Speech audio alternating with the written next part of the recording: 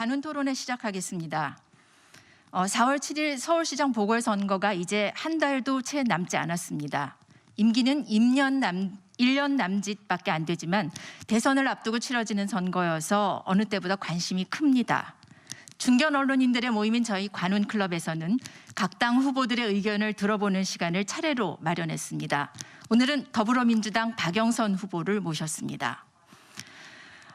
언론인 출신 정치인인 박영선 후보는 4선 의원을 지내면서 헌정사상 첫 여성 법사위원장과 첫 여성 원내대표를 역임했고 직전까지 중소벤처기업부 장관을 지냈습니다.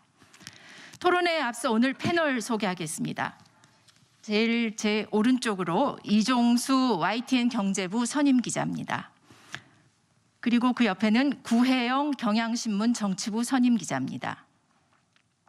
그리고 제 왼쪽으로는 김희원 한국일보 논설위원입니다. 그리고 제일 끝에는 김상현 서울신문 논설위원입니다. 그리고 사회를 맡은 저는 SBS 홍지영 선임 기자입니다. 관훈클럽 감사를 맡고 있습니다. 먼저 박영선 후보의 모두 발언부터 듣겠습니다. 박 후보님께서는 오늘 저 마스크를 벗고 토론에 임하시도록 하겠습니다.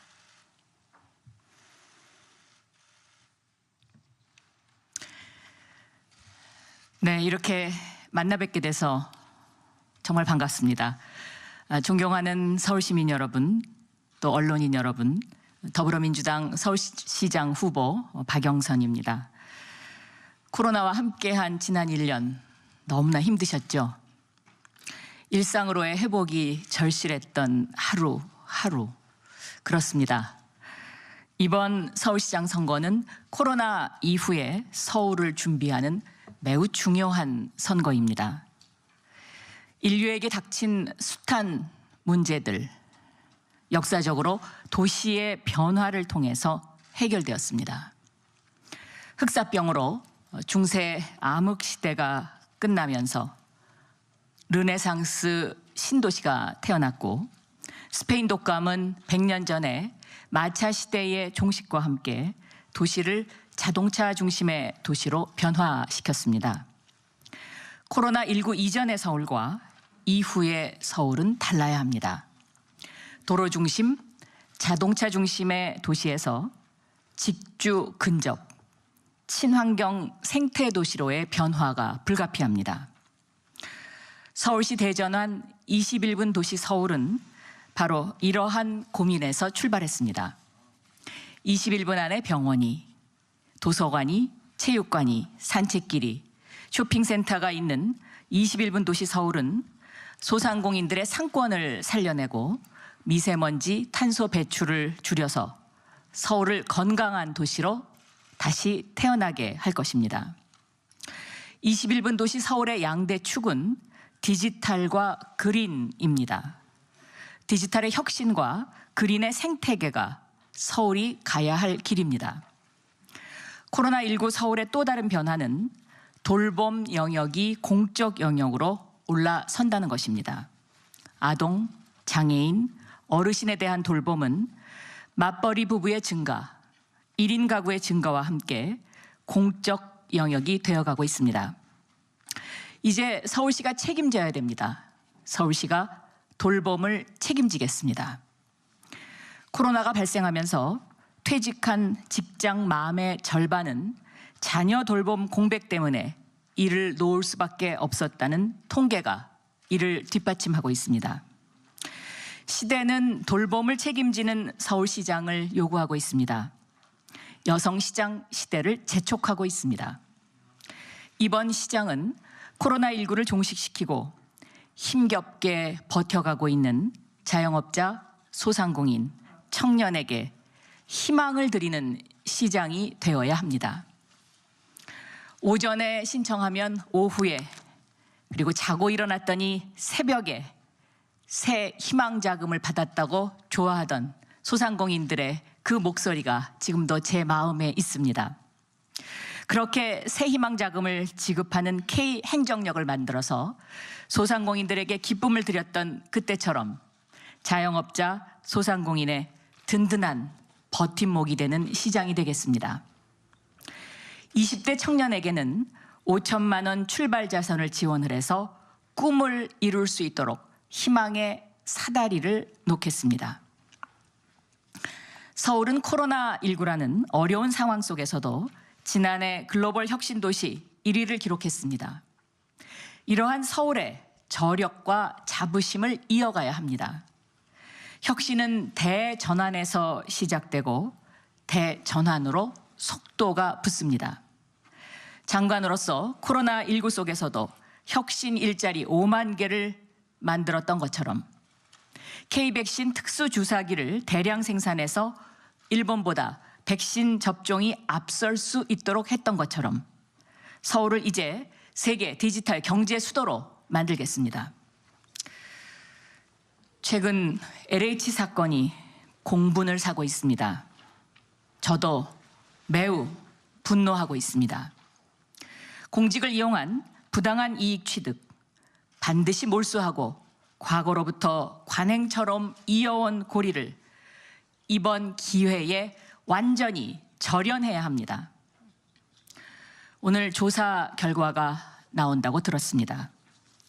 이 결과를 살핀 후에 당과 대통령에게 제 생각을 강력하게 건의하겠습니다. 공직을 이용한 부당한 이익 취득은 청년의 꿈을 빼앗고 공정을 허무는 반사회적인 행위입니다. 단호하게 책임을 물어야 합니다. 이제는 반드시 절연해야 합니다. 그리고 혁신해야 합니다. 박영선은 항상 진짜 정의를 실현하기 위해서 싸워왔습니다. 궤변으로 자신들의 잘못을 되치게 하면서 마치 정의를 말하는 척하는 구태와 기득권에 굴복하지 않고 맞서 싸워왔습니다. 기득권의 많은 저항에 부딪혔지만 가짜 정의를 외치는 세력에 부딪혔지만 국회의원으로서 박영선이 금산분리법으로 대표되는 경제민주화 개혁 법안을, 경찰의 수사 개시권을, 판결문 공개를, 전관예우금지법으로 사법 개혁을 이뤘던 성과는 이 시대 공정과 혁신의 기틀을 만들었다고 생각합니다. 서울도 혁신해야 합니다. 매일매일 혁신해야 합니다. 도시 경쟁력이 곧 국가 경쟁력이고 혁신은 곧 그 경쟁력의 기틀입니다. 혁신은 아이들 밥그릇에 차별을 두려했던 시대에 뒤떨어진 실패한 경험으로 이룰 수 없습니다. 혁신은 새 정치를 한다며 10년간 이 집, 저 집 방황하던 뿌리 없는 철학에 기대할 수 없습니다. 지금 서울은 미래 100년의 좌표를 찍고 글로벌 도시로 나아가야 합니다. 이제부터가 매우 중요합니다. 도시의 주인공이자 동반자인 시민들과 함께 그렇게 가는 것이 무엇보다 중요합니다. 시민과의 연결 없이 서울의 미래는 존재하지 않습니다. 지난 10년간 서울에 몰입하고 서울의 미래를 준비해왔던 저 박영선은 서울을 위해서 그리고 서울 시민을 위해서 저의 경험과 추진력과 그리고 상생 철학 모든 것을 쏟아붓겠습니다. 서울시 대전환 21분 도시 서울 반드시 하겠습니다. 감사합니다. 자, 그럼 본격 토론 시작하겠습니다. 토론에 앞서서 코로나 여파로 많은 분들을 관중에 모시지는 못했습니다만은 질문을 전달해 주시면은 제가 대신 질문을 해드리도록 하겠습니다. 그럼 첫 번째 질문 들어가겠습니다. 좀 전에 후보께서 모두 발언에 말씀하셨습니다만은 LH 사건이 공분을 사고 있다, 분노하고 있다 이런 말씀을 하셨는데요. 한국토지공사 직원들의 부동산 투기는 우리 사회 공정과 정의를 무너뜨린 심각한 사태입니다. 박 후보는 재벌 개혁에 대한 소신 발언 등으로 정의롭다는 이미지를 많이 갖고 계신데요. 이번 선거에 LH 사태가 변수가 될 것이라고 보시는지, 그리고 불공정과 부패를 극복할 보관이 있으신지 먼저 듣고 싶습니다. 불공정과 부패, 이것은 이번 기회에 반드시 절연해야 한다라고 생각하고 있습니다. LH 사건과 관련해서 제가 들은 충격적인 얘기는 마치 그 전관 예우처럼 퇴직하는 임원들에게 그렇게 관성으로 있었던 일이다라는 그러한 말입니다. 이러한 것에 대한 사실 여부 저는 반드시 밝혀내야 된다고 생각하고요. 다시는 이 땅에 이렇게 공직을 이용해서 부당한 이득을 취득하는 그러한 행위, 발을 못 붙이도록 해야 된다고 생각합니다. 제가 서울시장이 되면 저는 서울의 모든 그 시민들의 바람, 예를 들면 두 사람 가운데 한 사람이 무주택자입니다. 이러한 그 무주택자들에게 내 집 마련의 꿈을 마련해드리는, 앞당겨드리는 그런 서울시장이 되도록 하겠습니다. 그러기 위해서는 저는 이러한 공직을 이용한 부당한 이득을 취득하는 이런 어떤 공직자들에게 매우 단호하게 대처해야 한다, 이렇게 생각하고 있습니다. 정부가 세금 강화 등 이제 각종 규제책을 내놓았지만 집값이 급등을 해서요. 정부가 이제 대규모 주택 공급으로 정책 방향을 선회했습니다. 하지만 이번에 LH 투기 의혹 사건 때문에 말씀하신 대로 국민적 공감을 사고 있고요. 정부가 정책 방향을 선회하면서 이와 함께 필요한 투기 차단 조치를 소홀히 한 겁니다. 이러면서 이제 국민들 사이에는 정부가 부동산 시장 대응도 잘 못하는데 정책 집행도 허술하게 하고 있다. 이런 인식과 함께 분노마저 지금 확산되고 있습니다. 이에 대해서 박 후보는 어떻게 생각하시는지요?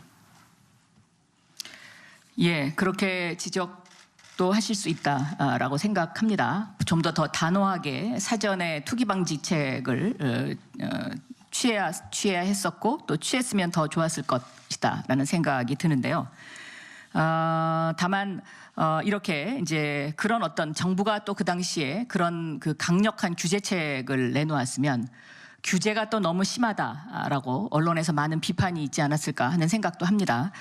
그러나 정부는 그런 어떠한 경우에도 모든 그 정책을 시행함에 있어서 균형 감각을 잃지 않는 상황에서 이런 어떤 특히 투기 문제라든지 이런 어떤 그 적폐와 관련된 부분은 좀 더 단호해야 한다라고 생각하고 있습니다. 네.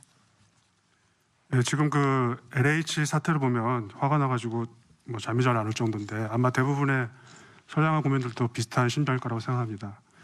근데 그 LH보다도 그 서울시라든지 그다음에 SH공사 이런 데가 사실 더 고급 정보를 많이 알고 있을 것도 같은데 고급 개발 정보요. 최근에 그 박 후보님 그 언론 인터뷰를 보면 조금 약간 헷갈리는 게 서울시장이 되면 필요하다면 서울시청과 SH공사에 대해서도 전수조사를 할 것이다 이렇게 말씀하시는 게 있고 또 어떤 인터뷰에서는 그냥 전수조사를 다 하겠다 이렇게 말씀하신 게 있습니다. 근데 이렇게 좀 필요하다면 이런 전제 조건을 좀 단 거를 들으면 혹시 막상 시장이 되시면은 뭐 상황이 좀 바뀌어서 조사를 안 하시는 게 아닌가 이런 일말의 우려가 좀 듭니다.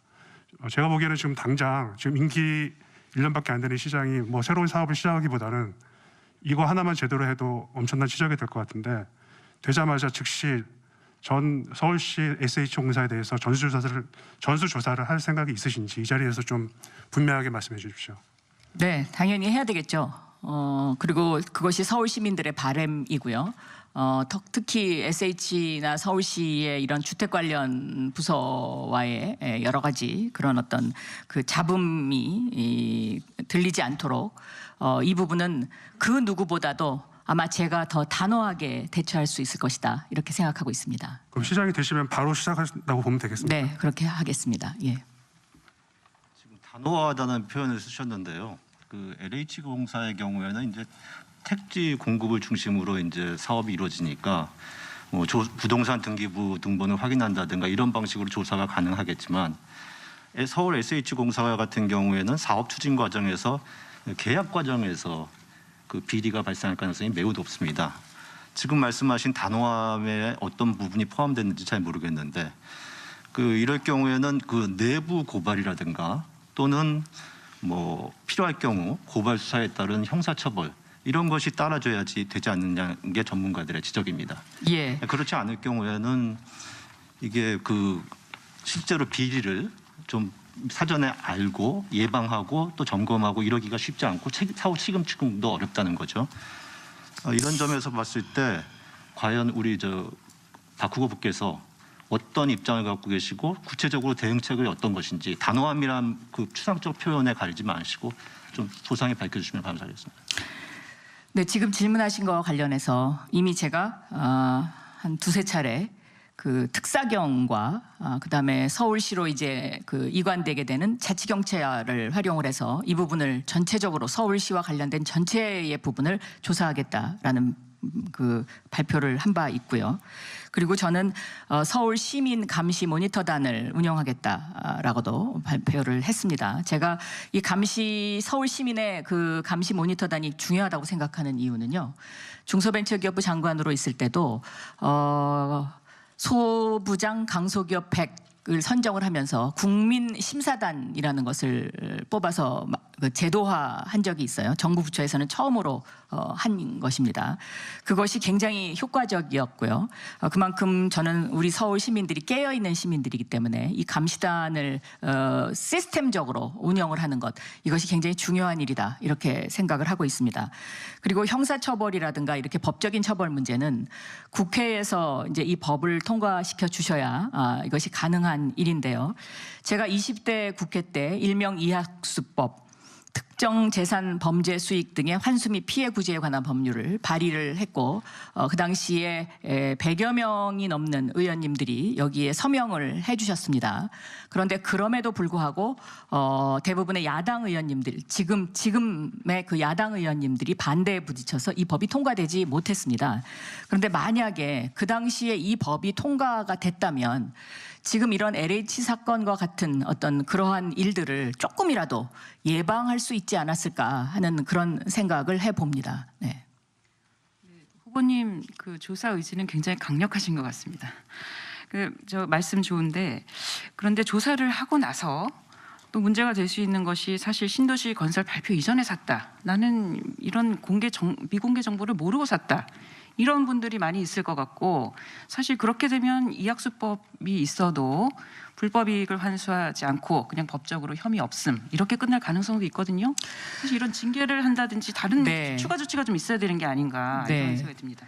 그 당시에 이학수법은 이것을 소급 적용하느냐 마느냐의 문제도 상당히 그 논란거리였었습니다. 그런데 지금 질문하신 이러한 부분은 저는 공직에 근무하는 사람들에게는 토지나 아파트를 구매할 때 사전 신고 제도를 도입해야 되지 않을까. 그렇게 보고 있습니다. 그래서 사전 신고 제도를 도입하면 어느 정도 이런 어떤 그런 불법 이익을 취득하는 부분 이런 것도 상당히 사전에 예방할 수 있다 이렇게 생각합니다. 네. 예, 이번 사태에 대해서 후보자님께서도 굉장히 그 적폐 이런 부분에 대해서 상당히 분노를 하시고 강력한 대응이 필요하다라고 거듭 말씀하셨습니다. 그리고 맞물려서 정치권도 지금 그 부당이익에 대해서는 최대 5배 벌금을 물리는 내용 등의 강력한 대응을 약속하고 있는데 적폐에 대한 어떤 단호한 대응이라고 하면 어떤 이런 제도적인 대응도 필요하지만 현재 국민적 공분을 감안하면 정치적이고 상징적인 좀 더 단호한 조치가 필요하지 않나 이런 의견이 굉장히 많습니다. 사실 1, 2기 신도시 개발 때도 공직자들의 투기가 이제 적발이 됐음에도 불구하고 이번 사태를 맞은 것은 정부가 내부의 그 현미경을 제대로 들여다보지 않은 것 아닌가라는 의견도 있습니다. 그래서 정치권과 민심을 중심으로 해서 지금 변창흠 국토부 장관 거취 문제가 거론이 되고 있습니다. 오늘 오후에 그 정부가 합동조사단 1차 결과를 발표하겠지만 지금 후보께서는 결과를 보고 종합적인 생각을 대통령께 건의하겠다고 말씀하셨는데요. 그러면 현 단계에서는 변 장관의 경질 필요하지 않다라고 판단을 하시는 건지. 저는 오늘 그 발표되는 결과를 보고 이것이 장관 한 사람의 경질로 절연할 수 있는 부분인지 아닌지 거기에 따른 판단도 전 필요하다고 생각하고요. 그리고 LH의 어떤 그 토지를 매입하는 기능과 주택을 공급하는 기능이 같이 혼재되어 있는 이런 어떤 LH의 기능과 관련해서도 지금 이 시점에 좀 더 검토를 해서 정부 여당이 확실한 틀을 만들어야 되지 않을까 이렇게 판단하고 있습니다. 그럼 그리고 또 한 가지 이제 좀 추가로 좀 말씀을 드리면 LH나 SH공사는 공사입니다. 그러니까 공공의 어떤 그 이익을 위해서 존재하는 것인데요.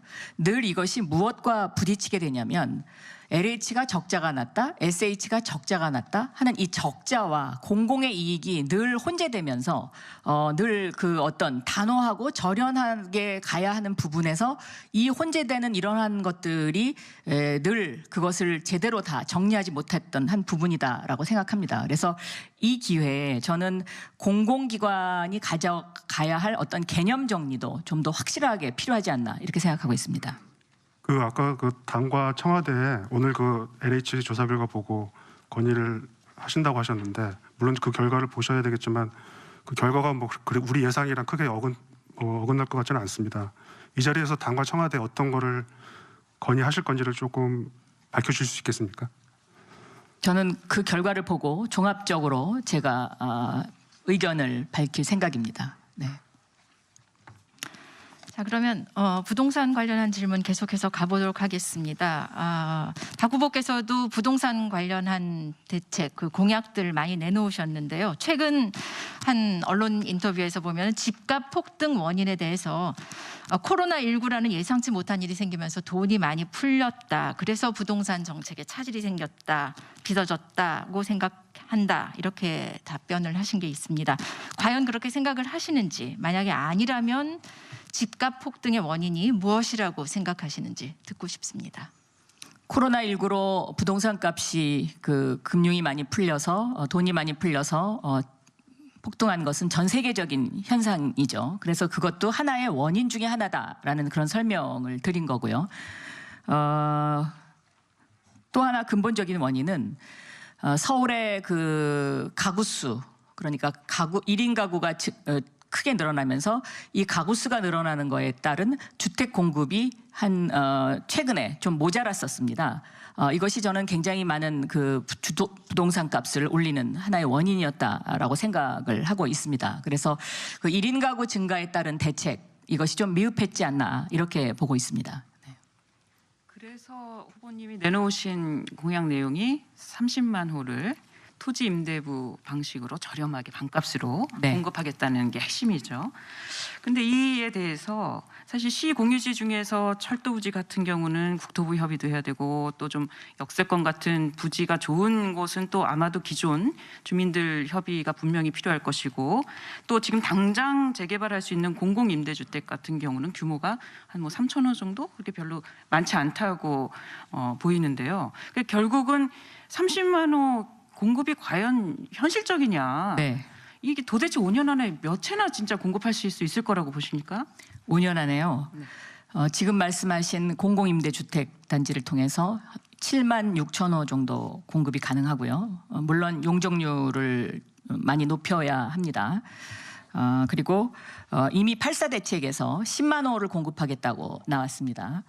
그리고 CUG를 통해서 12만 4천 호 공급이 가능합니다. 그러면 여기서 CUG가 어디냐라고 또 질문을 하실 수 있을 것 같은데요. 이것을 구체적으로 또 말씀드리면 이것이 또 부동산 폭등의 하나의 원인을 제공하기 때문에 그냥 제가 크게만 그동안에 말씀을 드렸습니다. 뭐 예를 들면 물재생센터와 같은 곳 이런 곳들이 이제 부지가 크게 나는 곳이죠. 한 30만 평, 또 경부고속도로 지하화하면 한 10만 평 이렇게 이제 나는데요. 물재생센터 같은 것도 그럼 당장 할 수 없는 것이다. 이렇게 설명들을 하시는데 기술적으로 지금 물재생센터는 현재에 있는 면적을 반으로 줄여서 그것을 이제 지하 이중으로 이렇게 만들고 나머지 반 면적을 활용해서 얼마든지 공급이 가능합니다. 네. 지금 이제 박 후보가 내세운 그 토지 임대부 분양 주택이요. 이게 지금 실수요에 문제가 있습니다. 네. 실수요. 실수요. 예, 네. 실수요에 문제가 있습니다. 이게 주택을 사려는 분들은 주택값이 오를 것을 기대하고 주택을 사지 않습니까? 그런데 이제 이 토지 임대부 방식의 주택 분양의 경우에는 집값 상승의 그 하나인 토지가 이 집값에서 빠지다 보니까 집값 상승이 이제 상승을 기대하기가 어려운 거죠. 그럴 경우에 이 수요가 어느 정도 이어질 수 있는가, 이런 것이 이제 지금 전문가들이 문제를 제기하는 부분입니다. 네. 여기다가 지금 이제 또 그 건물에 대한 재산세를 내야 되죠. 그리고 토지 임대료 내야죠. 관리비 내야죠. 군배자 입장에서 보면은 상당히 매력이 떨어질 수밖에 없습니다. 이런데 과연 30만 호의 실수요가 생길 수 있을까? 이런 거에 대한 이제 전문가들이 회의적인 시각이 있거든요. 이에 대해서 네. 어떻게 생각하십니까? 저는 그 토지 임대부 방식으로 제일 성공한 나라가 싱가포르입니다. 싱가포르는 1960년대부터 토지 임대부 방식으로 주택을 공공 분양해서 지금 자가 주택 보유율이 80%가 넘습니다. 미국에도 상당히 토지 임대부 방식의 주택 공급이 이루어지고 있습니다. 뭐 각 주마다 하와이를 비롯해서 각 주마다 이루어지고 있는데요. 지금 지적하신 그 문제는 저는 서울시가 공급하는 공공 분양 주택은 무주택자를 대상으로 하는 것입니다. 그렇기 때문에 지금 현재 서울은 두 사람 중에 한 사람이 집이 없습니다.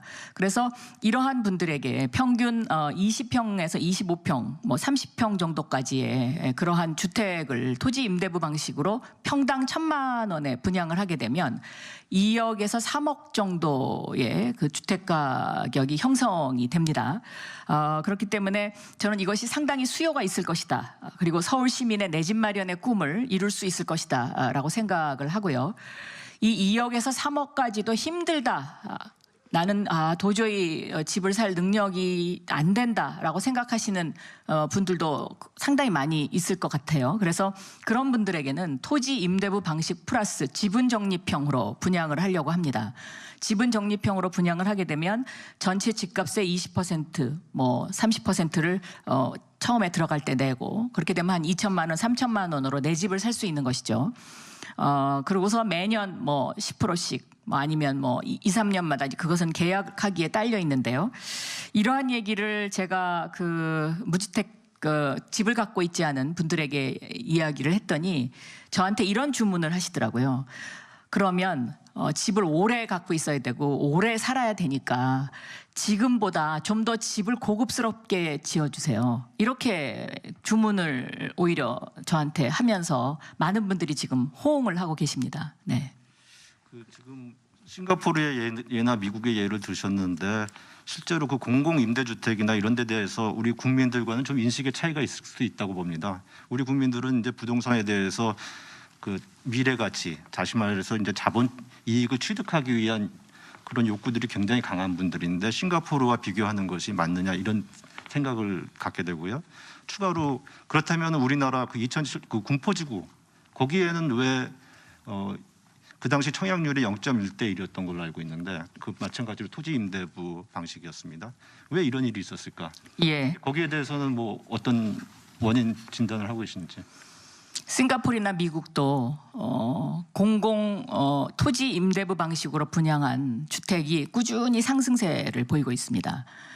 그래서 다만 그 상승세가 폭등하거나 폭락하지 않는 그런 그 어떤 도시의 집값의 안정 기능 역할을 하면서 가지고 가고 있는데요. 저는 적어도 서울시가 서울 전체 집의 한 20% 정도를 공공 분양의 형태로 이것을 공급하거나 가지고 있다면 도시 집값을 안정화시키는 수급 조절 능력을 할 수 있다라고 생각을 하고요.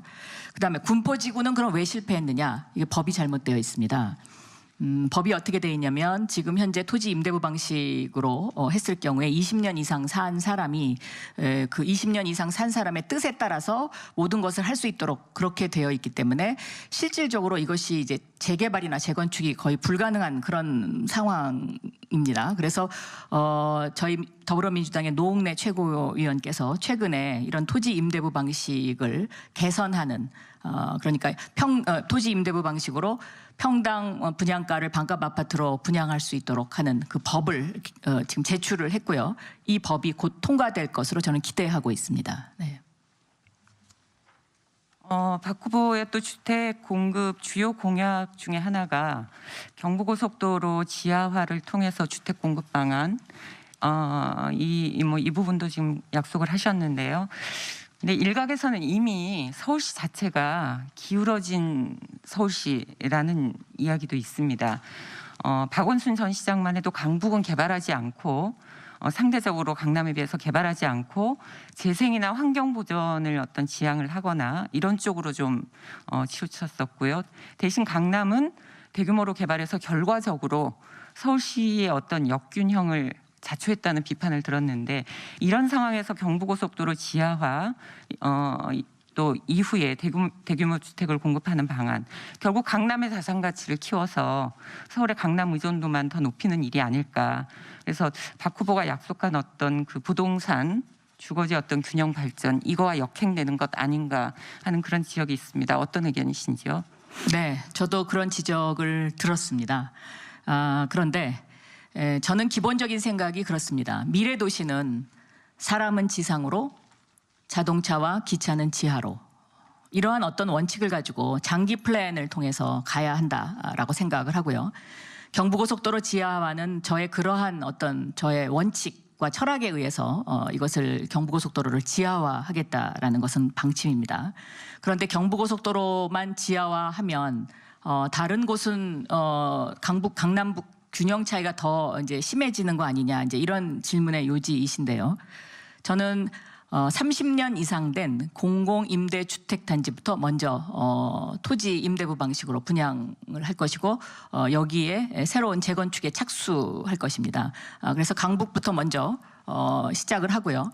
경부고속도로를 지하화하는 데는 적어도 지하화하는데 한 2년 정도 걸리기 때문에 그 2년 후부터 이제 또 이렇게 순차적으로 하게 되면 그러한 우려를 씻어낼 수 있을 것이다라고 생각하고 있습니다. 네.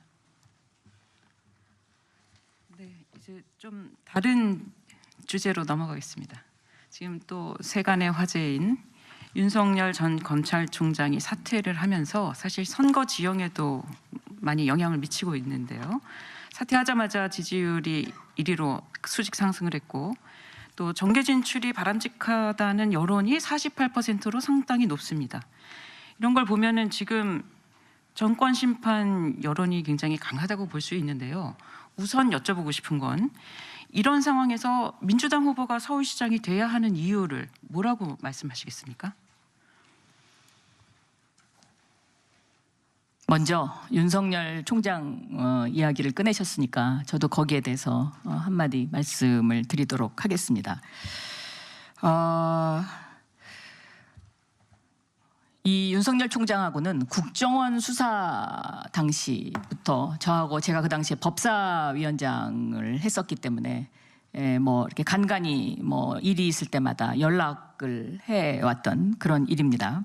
그런데 저는 이 윤석열 총장이 어떤 그 대변되는 이러한 그 뭐 지지율의 그 등락이라고 할까요? 이것은 좀 더 지켜봐야 되는 건 아닌가 이런 생각을 하고요. 이런 상황에서 서울시장이 민주당이 돼야 되는 그 이유에 관해서 질문을 하셨는데 지금 서울은 매우 중요한 지점에 와 있습니다. 지난 그 코로나19라는 어려운 상황 속에서도 서울이 글로벌 혁신도시 1위를 기록할 수 있었던 그 저력에는 서울이 디지털 인프라가 그 어느 다른 수도보다도 잘 깔려 있기 때문에 혁신도시가 된 것입니다. 그래서 이 디지털 인프라와 관련된 부분을 설명을 좀 더 드리면 대한민국이 코로나19라는 어떤 그런 역경 속에서도 OECD의 경제성장률 1위를 극복하게 된 원인을 저희가 찾아보니까 첫째, 김대중 대통령 시절에 전국적으로 초고속 인터넷망을 깐 것이 가장 중요한 이유였습니다. 독일이나 프랑스, 그러니까 인구 5천만 명 이상 된 나라에서 이렇게 전국적으로 초고속 인터넷망을 깔려 있는 나라가 없었고요. 독일이나 프랑스도 이 점은 한국을 굉장히 부러워하는 지점입니다. 그다음에 두 번째는 그 노무현 정부 시절에 했던 전자정부, 그러니까 행정력, 디지털 행정력이 뒷받침이 됐기 때문인데요. 이러한 것들을 과연 누가 지속적으로 이어갈 수 있겠느냐 하는 그런 그 좀 큰 그림의 이유가 있고요. 또 두 번째는 이번 서울시장은 코로나19를 빨리 종식시키고 시민들에게 일상으로 회복을 시켜드리는 그 임무가 저는 굉장히 중요하다라고 생각합니다. 그래서 코로나 종식을 빨리 시키기 위해서는 정부와 서울시와의 협력 관계가 매우 중요하고요. 특히 이제 이런 그 백신 접종과 관련된 그 의료 전달 체계의 시스템 문제와 관련해서도 최근에 일본과 한국을 비교해 보시면 알겠지만 일본은 현재 그 우리보다 백신 접종이 빨랐음에도 불구하고 7만 명밖에 그 마치질 못했는데 한국의 경우에는 지금 44만 명, 40만 명을 지금 넘어서고 있습니다. 그러면 이 원인이 어디에 있느냐? 첫 번째는 그 정부가 가지고 있는 디지털 통계입니다. 그러니까 그 전 국민 건강보험부터 시작한 그런 어떤 디지털 통계. 그리고 두 번째는 긴급 승인 절차를 간소화한 거. 그리고 세 번째는 제가 중소벤처기업부 장관으로 있었을 때 그 K 백신 쥐어짜는 주사기를 대량 생산할 수 있도록 그 키트를 만들었던 거. 이런 것들이 지금 영향력을 미치고 있는 것이거든요. 그렇기 때문에 이러한 것들을 이어가면서 코로나 종식을 하루라도 빨리 시킬 수 있는 그러한 그 서울시장이 저는 필요하고, 그렇기 때문에 지금부터의 이 1년이 굉장히 서울로서는 중요한 시기다라고 생각을 하고 있습니다. 특히 이제 지금부터의 1년은 코로나19 이후에 서울의 미래를 준비해야 되는 시간이고, 이 1년이 만약에 정쟁의 대상이 서울이 된다면 그것은 후퇴와 파괴를 낳을 것이다. 이렇게 말씀드릴 수 있겠습니다. 그러면 디지털 마인드와 코로나 극복의 DNA는 민주당만 갖고 있다는 말씀이신가요? 디지털 마인드와 코로나 극복의 DNA를 가장 많이 가지고 있는 후보가 누구인가, 이런 설명입니다. 네. 네, 관련해서 이 선거에 미칠 영향을 좀 더 여쭤보겠습니다. 박 후보께서 일전에 그 윤 전 총장 사태가 재보궐선거에 별 좋지 않다라는 말씀을 하신 적도 있고, 또는 서울시장 선거에 별 영향이 없을 것이다, 이런 말씀을 사실 하신 적도 있어요. 근데 이번 재보궐선거 또 그 이후에 내년도 대선까지 사실 영향이 없지 않겠죠. 이거 어떻게 보시는지 좀 말씀을 해주실 수 있을까요? 윤석열 총장의 존재 자체가 이번 선거와 대선에 영향이 있겠느냐, 네. 그 질문이시죠? 네. 저는 지금까지 이런 윤석열 총장과 관련된 뭐 예를 들어서 뭐 어떻게 한다더라라는 것은 다 소설이다라고 전해 들었습니다. 네. 그리고 제가 실제로 확인하기도 했고요. 그렇기 때문에 이번 서울시장 선거까지는 무슨 이런 가정적인 이야기는 나올 수 있겠지만 그것이 어떤 직접적인 원인이 될 거다라고는 생각하지 않고 있습니다. 네. 이후에 대선에서는 그것은 조금 더 지켜봐야 될 것 같습니다. 네.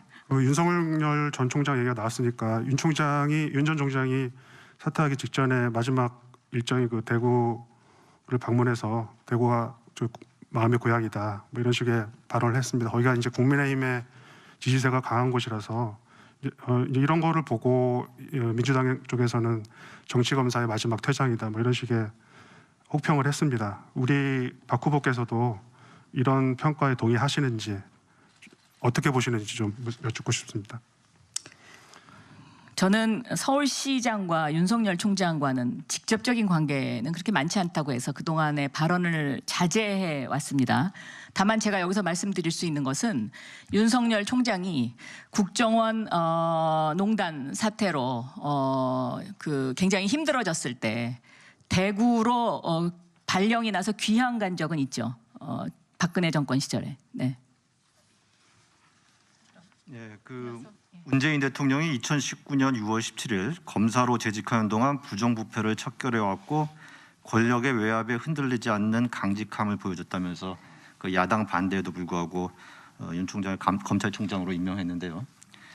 윤 총장이 이러한 그 권력의 눈치를 보지 않고 권력을 향한 수사를 했기 때문에 사퇴를 이르렀고 또 그러한 면 때문에 지금 지지율이 오르고 있다. 이런 해석이 사회 곳곳에서 나오고 있는데 이에 대해서는 우리 박 후보는 어떤 생각을 갖고 계십니까? 제가 이 부분에 대해서는 법사위원장을 한 사람으로서 할 말이 굉장히 많이 있지만 오늘은 좀 생략하겠습니다. 네. 이렇게 생략해야 될 이유가 뭐 있으신가요? 왜냐하면 서울시장 후보로서 관훈 토론에 나온 사람이기 때문에 그렇습니다. 네. 그럼 선거 얘기를 돌아가 보죠. 네. 네. 근데 윤석열 전 총장 변수가 서울시장 선거와 전혀 영향이 없지는 않아 보입니다. 이를테면 50대와 자영업자 중도층 중심으로 지금 표심이 요동을 치고 있고 실제로 윤 전 총장과 지지층이 겹치는 이재명 지사에게도 지금 영향이 미치는 것으로 나타나고 있습니다. 그리고 LH공사 수사와 관련해서 검찰개혁 이슈가 수사권 조정 문제를 포함해서 수사 문제를 포함해서 그런 것도 다시 불거지고 있기 때문에 이런 것들이 복합적으로 지금 서울시장 보궐선거 판을 좀 좌우할 정도는 아니지만 영향을 미치고 있고 그 정점에 윤석열 전 총장이 있는 것도 사실입니다. 그런 상황에서 전혀 영향을 미치지 않는다라고 보기에는 좀 어렵지 않을까 싶은데요. 네, 저도 전혀 영향을 미치지 않는다라고 말씀드린 적은 없습니다. 그런데 지금 현재 거론되고 있는 뭐 윤석열 총장과 안철수 후보와의 관계, 또 윤석열 총장과 뭐 다른 후보와의 관계를 봤을 때 아마 그 관계와 관련해서는 저하고 가장 편하게 연락할 수 있는 사람일 겁니다. 네. 네, 말씀을 굉장히 아끼셔서. 네, 그런 점에서 한 가지만 제가 더 그럼 질문을 드려보겠습니다. 문재인 정부의 장관이라는 말씀을 하셨기 때문에 이 질문에도 대답을 해주셔야 될 것 같은데 문재인 정부의 장관으로서 그러면 검찰 개혁에 대해서 어떻게 생각하시는지, 검찰 개혁 방향에 대해서 어떻게 평가를 하시는지, 또 만약에 점수를 매긴다면 몇 점 정도를 주실 수가 있을까요? 지금까지 그 어느 정권도 검찰 개혁을 해낸 정권이 없습니다. 저는 그 점에 점수를 드립니다. 그리고 검찰 개혁의 시작은 제가 2010년으로 기억하는데요. 2010년, 11년으로 기억하는데 법사위 간사를 하면서 경찰에게 수사 개시권을 주면서 시작했습니다.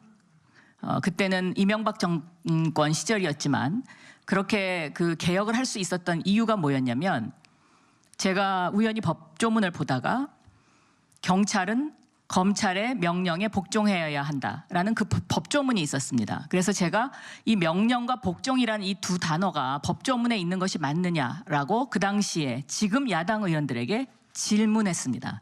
그랬더니 그 어느 누구도 거기에 대해서 대답하지 못했고요. 그거는 일제시대 때부터 내려오던 것입니다. 이렇게 하는 답변을 들었고요. 또 두 번째는 저희는 맨날 법조문을 달달달달 외워서 아무런 느낌이 없었는데 박영선 의원님은 좀 다르시네요. 이런 반응이었습니다. 그래서 그 힘으로 경찰에게 수사 개시권을 줄 수 있었습니다. 그리고 그 이어서 판결문 공개가 통과가 됐고요. 또 전관예우 금지법과 관련된 여러 가지 법안들이 통과가 됐습니다. 그것이 시작이고요. 그리고 그 다음에 이명박 박근혜 정권에서 검찰 개혁은 이루어지지 않았습니다. 그러나 전 세계 어느 나라도 검찰이 수사권과 기소권을 동시에 가지면서 검찰 공화국이라는 이야기를 듣는 선진국은 존재하지 않습니다.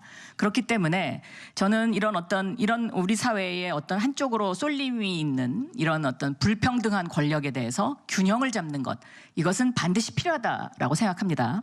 다만 개혁에 있어서 저는 단계적 개혁을 주장하는 사람입니다. 그래서 개혁을 너무 한꺼번에 몰아치면 기득권의 반발, 또 여러 가지 또 그런 어떤 제도를 시행함에 있어서의 그 부작용들이 나타나기 때문에 개혁을 단계적으로 하는 것이 맞다라고 생각하고 있습니다. 네. 그럼 그 검수 완박에 대해서는 조금 부정적인 생각이신 겁니까? 현 단계에서 검수 완박, 검찰 수사권 완전 박탈. 저는 이렇게 검찰 수사권을 한꺼번에 완전히 박탈하는 거 이것은 조금 시기적으로 때가 이르다라고 생각하고 있습니다. 네. 이어서 계속 질문하시겠습니다. 지금 저 국회 사법개혁특위위원장 그다음에 법사위원장 하시면서 검경 수사권 조정안을 지금 밑그림을 그리셨지 않습니까? 근데 이제 당시 제가 이렇게 보면은 그 당시 논의 과정에서 제일 우려했던 부분은 수사력 약화였습니다. 수사력 약화. 예, 예. 네. 그런데 지금 LH 특유의혹 사건을 보고 있으면은 그 수사력 약화 우려가 현실로 나타나고 있는 것으로 보입니다. 그동안 수사를 해오던 검찰이 배제가 되고 경찰이 주도를 하면서 압수수색을 한 일주일 늦게 시작하면서 증거인멸의 기회를 줬고요. 또 검경사의 지금 실무 협조가 그리 원활치 않다고 합니다. 또 지금 이 개정된 법안에 따르면 이제 고위공직자나 또는 기업 임원 등을 검찰과 경찰이 함께 수사를 하는데 이때 성과 가로채기의 문제가 제기될 수도 있다 하면서 여러 가지 부작용들이 지금 곳곳에서 나오고 있습니다. 그러면 당시 밑그림을 그리실 때 이런 부작용을 예상하지 못하셨는지 또 한 가지 지금 이제 속도를 조절하면서 하자고 하셨는데 그 얘기는 이제 그 검찰 개혁에 있어서 여러 가지 유연성을 가지신다는 입장으로 전 이해를 하는데 이렇다면 이런 LH 투기 의혹 사건으로 인한 수사력 약화 문제가 제기됐으니까 지금 현재 있는 검경 수사권 조정안을 개선을 해야 된다 그런 목소리가 지금 힘에 실리고 있으니까 그런 개선을 해야 된다고 보지는 않으시는지. 네, 사법개혁에 있어서 이 수사와 기소권을 분리함에 있어서 가장 문제가 됐던 것은 검찰의 입장에서는 자치경찰제를 만들지 않을 경우에 경찰의 숫자가 너무 많다라는 것이었고요. 또 경찰의 입장에서는 검찰에 있는 수사관들을 그럼 어떻게 할 것이냐 바로 이 문제였습니다. 그러니까 수사력 약화 문제는 수사력 약화라는 단어로 그것이 포장이 되어 있긴 했습니다만은 저는 이 수사력 약화 문제는 시스템을 어떻게 만드느냐의 문제이지 이것이 핵심은 아니다라고 생각합니다. 지금도 LH 사건과 관련해서요. 저는 검찰과 경찰이 공조해서 수사해야 된다라고 저의 입장을 밝힌 바 있는데요. TF팀을 만들면 됩니다. TF팀을 만들어서 이것을 얼마만큼 더 효율적으로 수사를 할 수 있느냐의 문제이고요. 예를 들면 그동안에 경찰의 특수부가 늘 권력의 시녀 역할을 했던 이유는 거기에 너무나 많은 권력이 주어졌기 때문에 때때로 수사가 공정하지 못하게 또 왜곡되게 이렇게 역사적으로 그런 어떤 기록을 남겼기 때문이 아닙니까? 예를 들면 대표적인 것이 BBK 사건이죠. BBK 사건과 같은 것은 저는 처음부터 진실이 어디에 있는지 알고 있었던 사람이었습니다. 그랬기 때문에 그러한 진실이 무엇이다라고 생각했던 검사분들은 저한테 개인적으로 와서 이것은 굉장히 잘못된 것이다라고 고백하신 분들도 상당히 많이 있습니다. 근데 이런 식으로 진실을 완전히 100% 왜곡해서 13년 만에 진실이 밝혀지는 이러한 세상이 다시 돼서는 안 된다고 저는 생각합니다. 그렇기 때문에 권력도 균형 있게 권력을 나누어 갖는 것 이것이 굉장히 중요하고요. 검경 수사권 조정이라는 것은 바로 그러한 권력의 균형점을 어디다 찍을 것이냐 그것에 문제 있다 이렇게 보고 있습니다. 네. 이번 LH 투기 의혹 사건의 이제 핵심 국민의 입장에서 봤을 때는 제대로 수사하는 게 아니겠습니까? 그렇다면 그동안에 수사의 노하우도 쌓은 검찰이 그리고 사실 뭐 과거에는 다 검찰이 수사를 주도했는데 그 검찰이 수사할 수 있는 길을 열어놓는 것이 국민 입장에서 봤을 때는 나은 게 아닙니까? 그건 균형의 문제가 아니고. 네, 그래서 제가 경찰과 검찰이 이번에는 공조할 필요가 있다라고 제 입장을 밝힌 것입니다. 예, 근데 네. 그 공조의 의미가 그러니까 뭐 기소의 협력이라든가 뭐 과거의 정보의 노하우라든가 이런 수준에서 지금 그치고 있는 거 아닙니까? 그래서 국민들이 그거에 대해서 우려하는 거 아니겠습니까? 그러니까 공조의 그 내용의 문제 아니겠습니까? 저는 만약에요. 검찰이 지금까지 정의롭게 수사하고 당당한 입장이었다면 저는 공개적으로 우리가 이번 LH 사건은 이러이러한 우리가 역할을 이렇게 하겠습니다라고 말할 수 있어야 한다고 생각합니다. 그런데 지금 그 어느 누구도 그런 얘기 못하지 않습니까? 그 의미가 어떤 말씀이신지. 예를 들어서요. 예를 들면 검찰에 지금 총장이 그만뒀으니까요. 검찰 차장이라도 얼마든지 저는 건의할 수 있다고 생각합니다. 우리가 이 부분을 이렇게 더 공정하게 수사하겠습니다. 그런데 그런 얘기 못하고 지금 뒤에 숨어 있지 않습니까? 그건 꼭 숨어 있다고 볼 수는 없을 것 같습니다. 뭐 지금 그렇게 상황에서. 표현하실 수도 있을 것 만약에 같습니다. 검찰이 네. 그렇게 그러나 나섰을 때 또 그게 가능할 수 있을지는 저는 그걸 사실 뭐 공개적으로 얘기하라는 뜻은 아니고요. 네. 정부 내에서 얼마든지 저는 이제 그런 이야기를 하면서 이 균형점을 찾아갈 수 있다고 생각하고, 그리고 검찰도 그렇고 경찰도 그렇고 다 국민을 위해서, 시민을 위해서 존재하는 것이지 자신들의 조직을 위해서 존재하는 그러한 기관은 아니다라고 저는 생각하고 있거든요. 그렇기 때문에 이러한 어떤 상황에서는 어떠한 것이 가장 국민을 위한 것이고 어떠한 것이 가장 시민을 위한 것이냐, 이런 관점에서 저는 충분한 건의가 필요하다라고 생각하고 있습니다. 예, 저 주제를 좀 바꿔서 예, 다음 주제로 넘어가 보겠습니다. 그리고 그 숨어 있다라는 의미는 제가 어떤 뜻으로 숨어 있다라고 말씀을 드린 것이냐면, 그래 어떻게 되는지 보자, 이런 자세로 저는 읽혀집니다. 그런데 그런 자세는 저는 옳지 못하다라고 생각하고 있습니다. 공직자이기 때문에. 네. 그럼 다음 주제로 넘어가 볼까요? 예, 지금 광화문 광장 공사가 한창인데요. 제가 시민의 한 사람으로서 보면 좀 착잡합니다. 그 서울시장이 바뀔 때마다 광화문을 이렇게 뜯어고치고 저렇게 뜯어고치고, 가운데다 광장을 만들었다가 왼쪽으로 붙였다가 다음 시장은 또 오른쪽으로 붙일지 좀 걱정이 벌써부터 앞서는데, 아니, 돈이 남아 돌면 뭐 얼마든지 이렇게 바꾸고 저렇게 바꾸고 좋습니다. 근데 국민의 그 혈세를 이런 식으로 이렇게 시급하지도 않은 사안에 이렇게 써도 되는 건지, 아마 자기 돈이라면 이렇게 쓰겠습니까? 근데 지금 여기 앞에 이 근처에 뭐 종각이라든지 종로라든지 이런 지하철역 가보면 아직도 에스컬레이터 하나 없는, 에스컬레이터가 제대로 안 된 데도 많아요. 그러면 무릎도 안 좋으신 어르신들이나 무거운 짐을 든 그 외국인 관광객들이 힘겹게 오르내리고 있는데, 정말 예산을 제대로 쓰려면 그런 데 써야 되는 거 아닙니까? 근데 이게 치적 자랑하기 좋으니까 광화문을 잡고 이렇게 바꾸고 저렇게 바꾸고 하는데, 또 다음 시장이 어떻게 될지 저는 좀 걱정이 되는데, 우리 박 후보께서는 직설적으로 좀 여쭤보겠는데, 이 광화문 광장 지금 고치는 걸 어떻게 생각하시고, 또 시장이 되시면은 또 이거 또 손대겠습니까? 입장을 좀 밝혀주세요.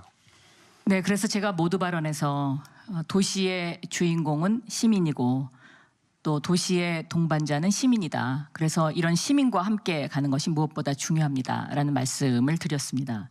지금 광화문 광장의 역사를 보면 오세훈 전 시장 시절에 시민과 충분한 공감 없이 그 은행나무, 오래된 은행나무를 다 잘랐죠.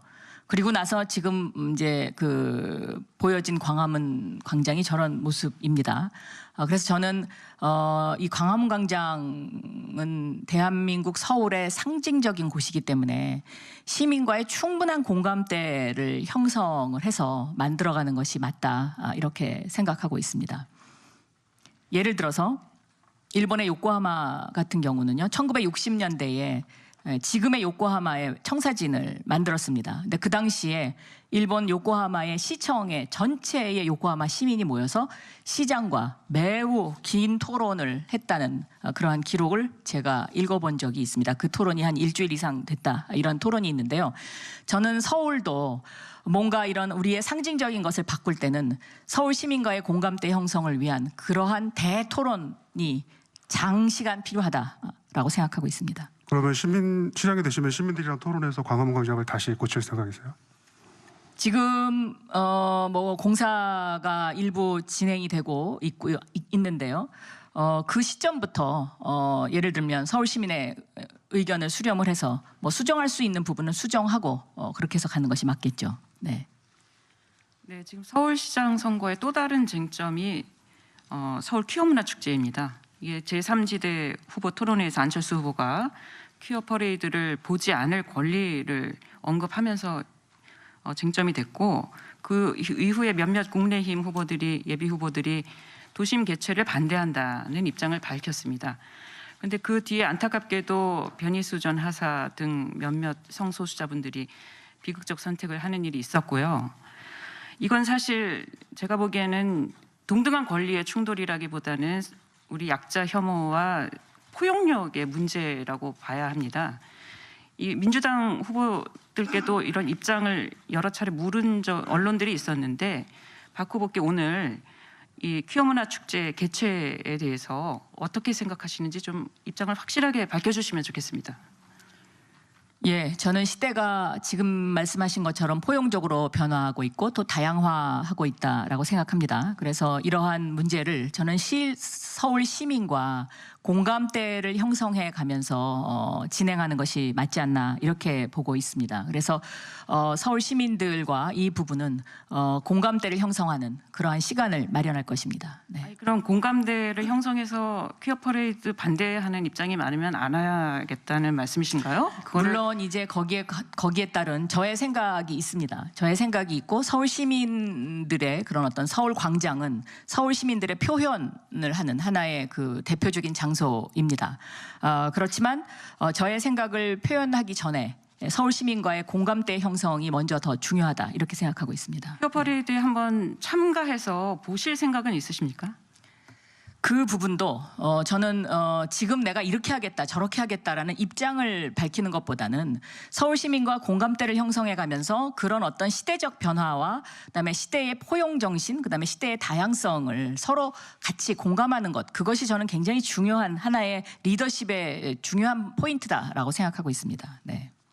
선진국 아까도 말씀하셨지만 선진국에서는 사실 선거할 때 이런 가치 문제에 대해서는 후보가 입장을 밝히는 게 대부분입니다. 예를 들면 뭐 낙태라든지 동성애라든지 시민들에게는 수렴하는 절차는 반드시 필요하지만 후보 개인의 가치관을 유권자들이 알아야 될 필요가 있기 때문에 그렇게 말씀하시기보다는 개인 소신이 있으면 이 자리에서 말씀해 주시는 것도 방법인 것 같습니다. 네.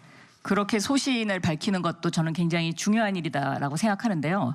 지금의 우리의 환경은 그 후보의 그 말을 좀 그 선거에 이용하는 그런 상황이 더 강하기 때문에 저는 그런 부분도 우리가 좀 개선해야 될 점이 아닌가 이렇게 생각하고 있습니다. 네. 그 5개월 전만 해도 더불어민주당 당원 92조 2항에는 당 소속 선출직 공직자의 중대한 잘못으로 재보선이 치러질 경우에 공천을 하지 않는다고 돼 있었습니다. 아시다시피 박원순 전 시장이 중대한 잘못을 저질러서 이런 보선이 지금 발생하게 됐습니다. 그렇게 하니까 민주당에서는 당원을 개정하면서까지 공천을 강행했습니다. 그래서 뽑힌 후보가 지금 여기 계신 박영선 후보님이십니다. 제일 여당의 후보로서 민주당의 서울시장 후보로서 이 문제에 대해서 약속을 어기고 사과는 했지만 약속을 어기고 출마한 거에 대해서 서울 시민들에게 어떻게 말씀하시겠습니까? 네, 그것은 굉장히 참 죄송한 일입니다. 그렇기 때문에 제가 더 겸허하게 그리고 더 겸손한 자세로 서울 시민들의 말씀을 경청해야 된다라고 생각하고요. 그리고 제가 더 열심히 남들보다 2배로 더 잘해서 서울의 미래를 더 희망과 또 기대에 차게 그렇게 일을 해야 하지 않을까 이렇게 생각하고 있습니다. 네. 예, 박 후보께서는 이제 여성 시장의 중요성, 여성 시장의 어떤 필요성 이런 부분을 출마 이후부터 계속 강조를 많이 해오셨는데 이번 보궐선거가 치러지게 된 배경과 관련해서 그 여성 시장의 탄생 자체가 성폭력 제어 장치다라는 언론 인터뷰도 하셨고요. 그리고 앞서 모두 발언에서도 돌봄이라는 의미로 여성 시장의 역할과 그런 의미를 규정하셨습니다. 얼마 전 8일 날 그 박원순 전 시장 성범죄 피해자에게 사과를 하셨죠. 너무 늦었다는 지적도 있고 하필 또 여성의 날 이제 사과를 한 부분에 대한 여러 논란도 있는 것으로 알고 있습니다. 그리고 앞서서는 당내 일부 여성 의원이 고소 사실을 유추하거나 피해 호소인이라는 애매한 태도로 2차 가해를 좀 방조해서 문제가 되기도 했습니다. 이런 상황에서 여성 시장의 탄생 자체가 성폭력 제어 장치 그리고 돌봄 리더십을 여성 시장이 더 잘 구현할 수 있다라는 것들이 얼마나 진정성 있게 받아들여질지 여성 시장이면 그 자체로 여성 대표성을 갖고 성평등 시정을 펼칠 수가 있는지 이런 부분들에 대한 그 논란도 좀 있는 것 같습니다. 좀 어떻게 말씀해 주실 수 있겠습니까? 네. 제가 생각해 보니까 직장 생활을 40년 했더라고요. 그런데 이 직장 생활을 한 지난 40년 동안 저는 주변에서 마음의 상처를 받았지만 그것을 표현하지 못하고 아무 일도 없었던 것처럼 그렇게 지나가는 여성 동료들을 많이 봤습니다. 그래서 저는 서울에 살고 있는 여성들이 그렇게 마음의 상처를 받고 있으면서 혼자서 고민하고 또 그것으로 괴로워하고 하는 그러한 생활은 이제는 더 이상 하면 안 된다라고 생각을 하고 있고요. 여성 시장이 탄생하면 그 부분에 있어서 저는 여성들이 좀 더 마음을 열어놓고 대화할 수 있는 그러한 사회의 분위기 그리고 시스템을 만들 것이다. 이렇게 설명을 드리겠습니다. 그리고 왜 하필 여성의 날에 그런 이야기를 했느냐라고 또 말씀이 있으셨는데 제가 이 부분과 관련된 사과는 언론을 통해서 몇 차례 했었습니다. 그런데 왜 사람이 그렇지 않습니까? 살다 보면 뭐 설날이라든가 추석이라든가 이런 어떤 그 때가 오면 혼자 있는 분들이 더 외롭고 또 상처받은 분들이 더 외로워지기 마련인데 그날이 여성의 날이어서 저는 그 피해받은 그 여성분이 혼자서 굉장히 힘들어하실 것 같다라는 생각을 해서 그날 다시 한번 제가 진심을 담아서 대표로 사과를 하게 된 것입니다. 네. 그러면 안철수 후보가 그 피해 호소인이라는 표현에 동의했던 주요 여성 의원들이 캠프에서 요직을 차지하고 있는 부분에 대해서 쫓아내라라고 발언을 해서 박 후보께서 이제 굉장히 가부장적인 발언이다, 여성 혐오적인 발언이다, 우울했다 이렇게 말씀을 하시는데 물론 그 상대 후보가 뭐 좀 이렇게 거칠게 표현한 부분도 있고. 그렇기는 하지만 어떤 피해자의 존엄이라든가 그리고 사과의 진정성 이런 부분에서도 그런 분들이 요직을 차지하고 있는 부분에 대한 비판도 적지 않습니다. 그러면 그런 문제 의식에도 동의하지 않으신다는 건지 이걸 첫째 요직을 차지하고 있다는 것은 사실과 좀 다릅니다. 그 거명하신 세 분이 서울시 국회의원이기 때문에요. 그 서울시 국회의원이라는 사실을 제가 이렇게 함부로 뭐 어떻게 할 수 있는 것은 아니고요. 그 중에 한 분이 이제 대변인을 뭐 맡고 있다. 이것을 이제 핑계 삼아서 이것을 확대해서 이제 그렇게 이제 지적을 지금 하고 있는 것이죠.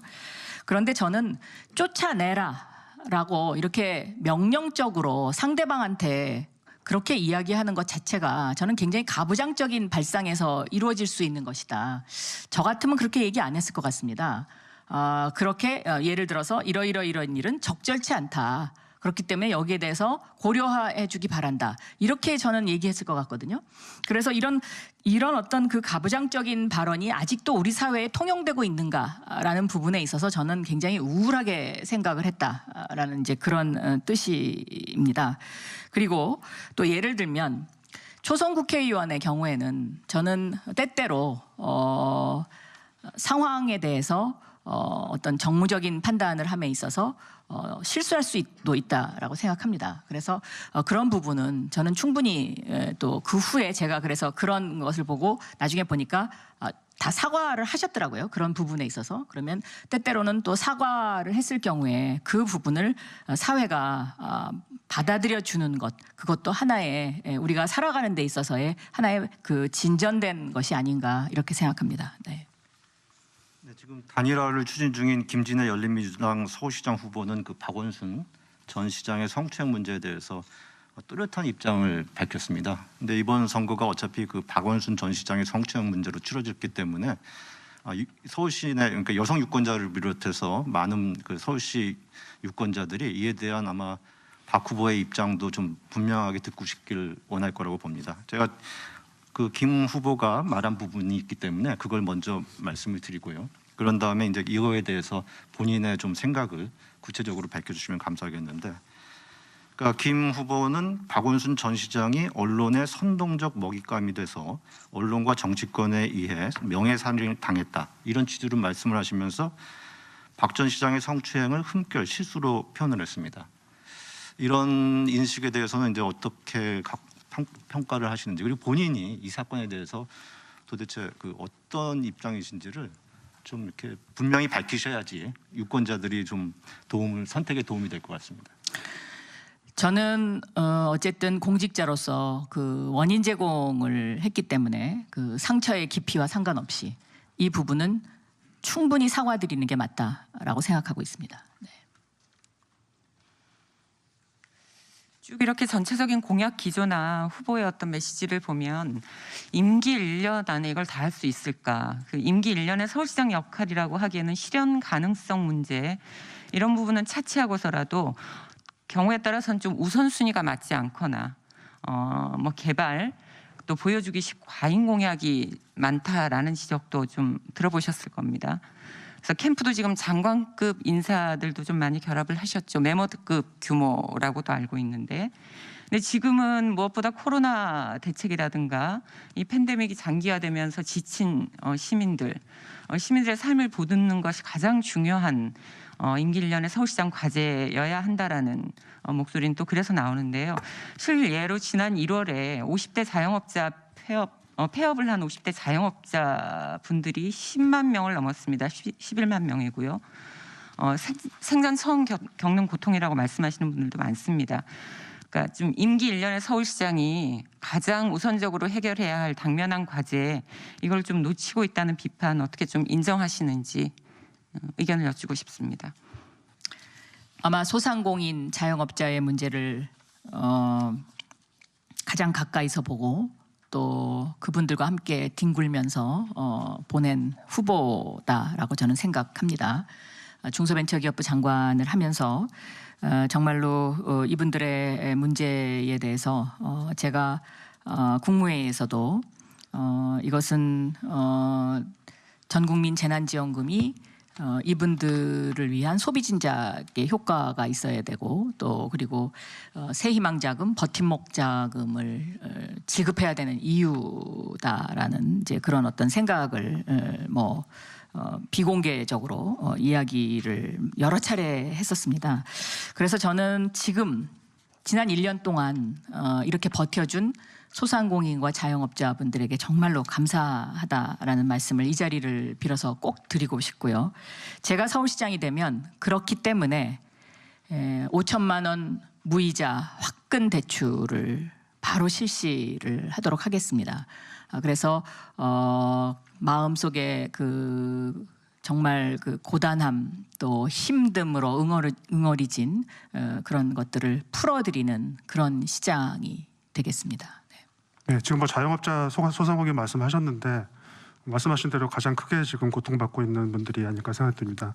근데 지금 정부가 하고 있는 그 거리두기 지침 이거에 찬성하시는지 아니면 우리 박 후보님만의 그 경제와 방역을 둘 다 챙길 수 있는 어떤 좋은 아이디어가 있으신지 궁금합니다. 예, 그동안은 백신 접종이 이루어지지 않은 상태에서 만들어진 거리두기 지침이고요. 또 그동안은 치료제가 시행되지 않은 상태에서 만들어진 거리 지침이었고 이때의 이 거리 지침은 그 질병과 관련된 전문가들이 무조건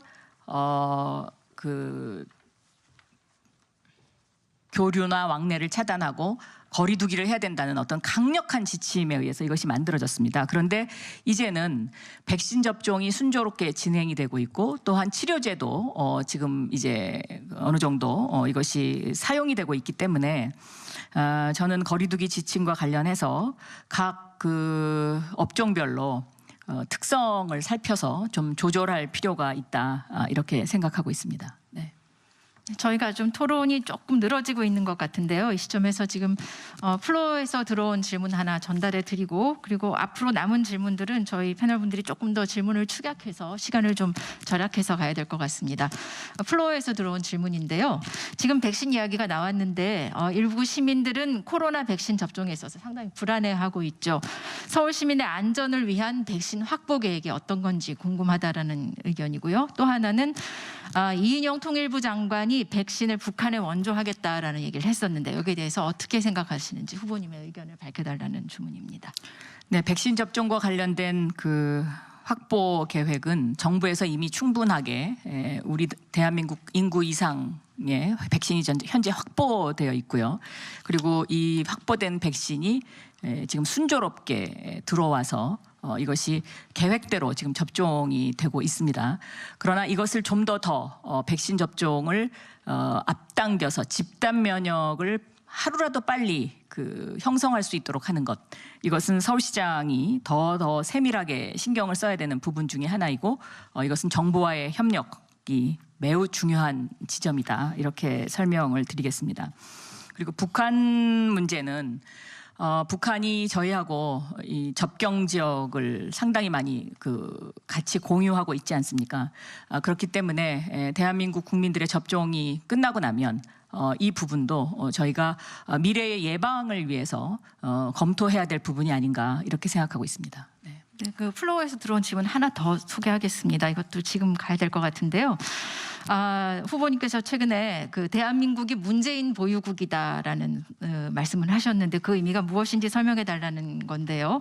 여기 앞에 설명을 보면은 북한이 노동당 규약과 헌법에서 보유국이라는 말을 쓰고 있고 핵 보유국이 그것이다. 그런데 후보님께서 최근에 대한민국이 문재인 보유국이다라고 했는데 그 의미가 무엇인지 설명해 달라는 그런 질문이 들어왔습니다. 저는 이것을 왜 그렇게 연관을 시키는지 좀 이건 좀 약간 너무 비약적인 어떤 것이 아닌가 이렇게 생각하고요. 우리가 예를 들어서 우리 스스로 뭔가 예를 들면 우리가 백신 주사기 보유국 이렇게 설명할 수 있는 것이고요. 저는 이건 하나의 표현의 어떤 은유적인 그런 어떤 방안이었다 이렇게 생각드립니다. 네. K 방역 보유국 이렇게 얼마든지 저는 표현할 수 있지 않을까요? 네. 네. 그럼 다른 공약인 21분 콤팩트 시티에 대해서 좀 여쭤보겠습니다. 저는 이 서울을 다획화한다는 그런 아이디어, 그리고 21분 생활권 내 병원이나 녹지 등 편의시설을 가까이 둔다는 아이디어는 굉장히 좋다고 생각합니다. 그런데 이것으로 사실 강남 쏠림 현상도 해소가 될 것이다라는 말씀을 하셨지만 이건 좀 가능하지 않을 것 같다. 결국 강남에 몰리는 이유는 그 업무 시설과 교육 인프라, 그걸 사실 대체할 수가 없기 때문에 많이 몰리고 집값도 오르고 하는 건데 과연 이게 가능할까요? 가능합니다. 이 쏠림 현상은 시간이 걸리긴 합니다만은 도시지리학 관점에서 보면은요 영원한 곳은 없습니다. 항상 핫한 플레이스는 옮겨 다니게 마련입니다. 예를 들면 상권도 그렇지 않습니까? 상권도 어느 가로수길이 떴다. 그런다 그 가로수길의 지속 가능성에 대한 어떤 노력을 하지 않으면 또 어디론가 옮겨갑니다. 근데 저는 지금 예를 들어서요. 강서의 마곡지구 설명을 드릴 수가 있겠는데요. 이 강서의 마곡지구는 새로 만든 도시잖아요. 21분 도시에 굉장히 적합한 곳입니다. 이곳에 가면 거의 모든 것들이 다 있습니다. 심지어 강남에 있는 LG 아트홀도 이곳으로 이사를 지금 옵니다. 다만 한 가지 도서관이 없더군요. 그래서 이제 제가 서울 도서관 분원을 이곳에 빨리 만들어 드리겠다는 공약을 했었는데요.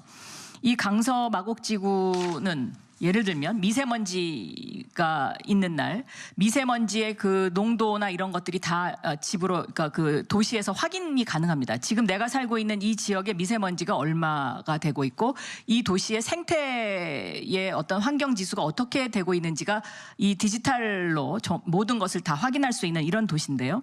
지금 현재 강남에는 이러한 시설들이 완전히 갖추어져 있지 않습니다. 그래서 저는 서울에 강남이 아닌 다른 지역을 이런 식으로 강남과 같은 수준의 인프라를 쭉 깔아드리면 얼마든지 도시의 이동은 가능하다 이렇게 보고 있습니다. 네. 네, 21분 도시 이어서 질문 드리겠습니다.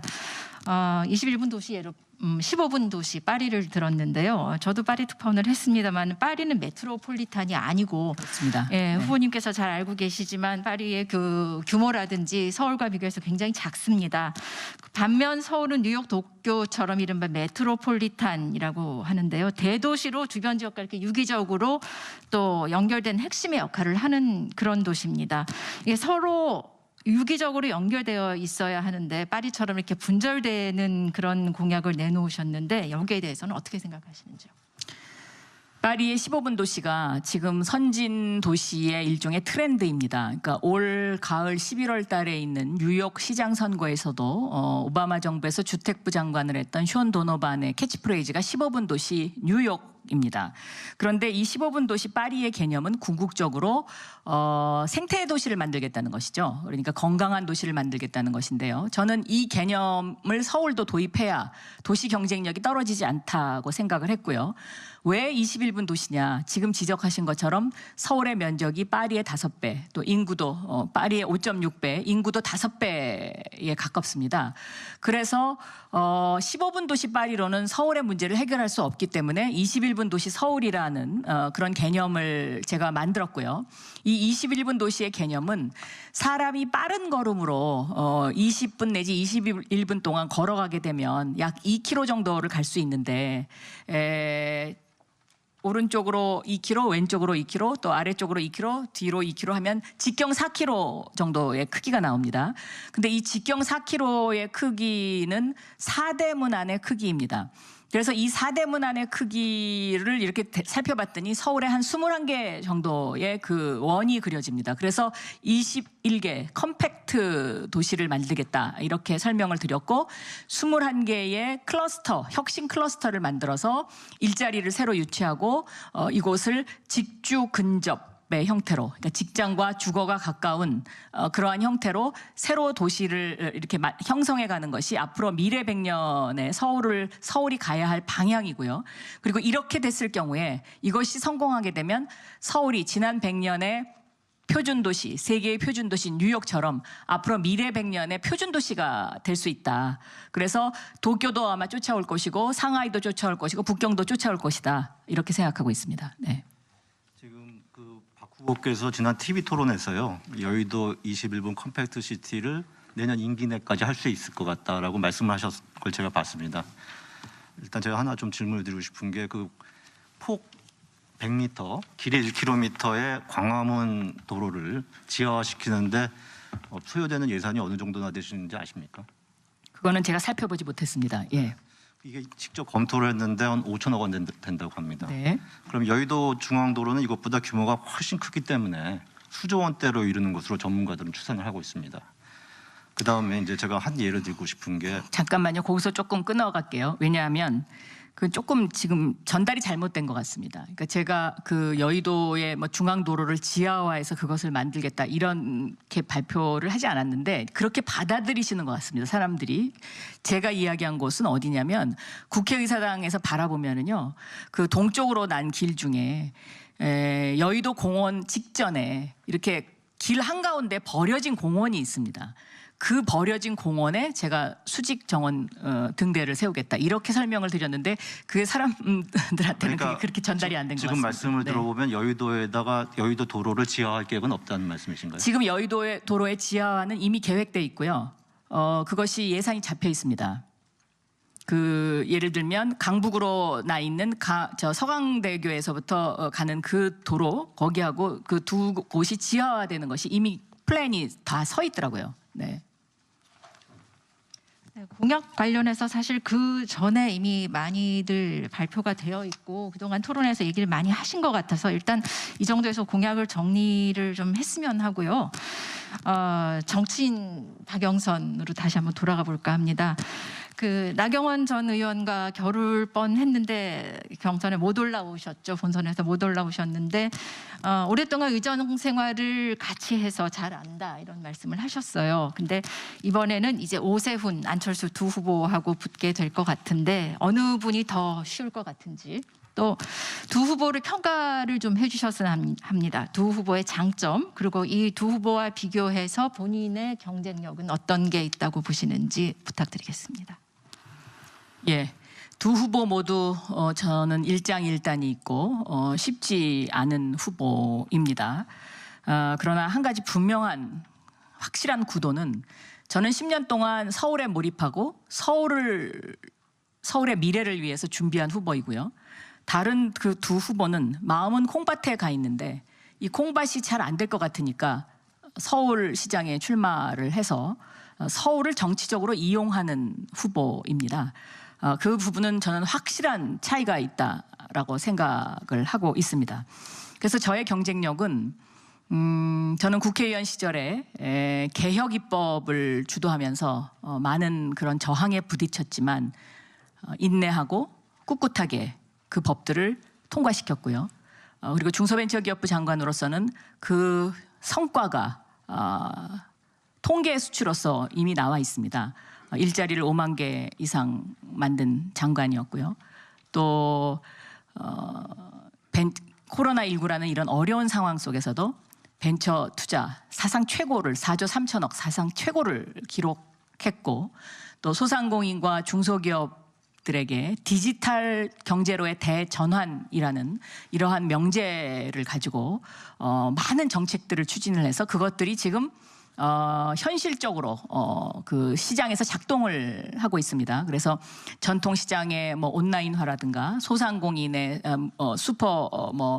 무료 슈퍼마켓이라든가 아니면 라이브 커머스 요즘 온라인으로 한창 그 뜨겁게 진행되고 있는 라이브 커머스라든가 이것이 전부 다 제가 장관 시절에 했던 정책들입니다. 그래서 이러한 어떤 그 통계 수치로서 입증된 성과 그리고 저의 추진력 그리고 서울에 대한 열정과 진심 이러한 것들이 저의 가장 큰 경쟁력이다 이렇게 생각하고 있습니다. 네.